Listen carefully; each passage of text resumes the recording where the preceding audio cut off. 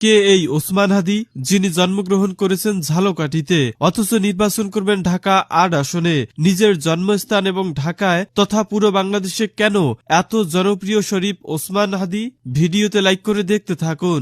ঢাকা বিশ্ববিদ্যালয়ের রাষ্ট্রবিজ্ঞান বিভাগের 2010-11 শিক্ষাবর্ষের শিক্ষার্থী ছিলেন শরীফ ওসমান বিন হাদি। হাদির জন্ম ঝালকাঠির নল সিটিতে। তার বাবা ছিলেন মাদ্রাসার শিক্ষক। নেসারাবাদ কামিল মাদ্রাসায় হাদির শিক্ষা জীবনের শুরু।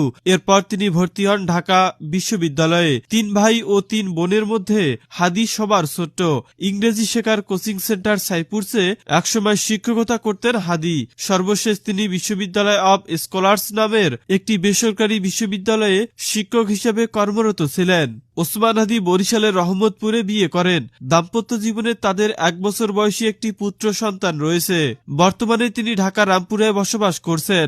ওসমান হাদির ভাষণ, উপস্থিত বুদ্ধি ও স্পষ্ট বক্তব্য তাকে তরুণ প্রজন্মের কাছে দ্রুত জনপ্রিয় করে তোলে।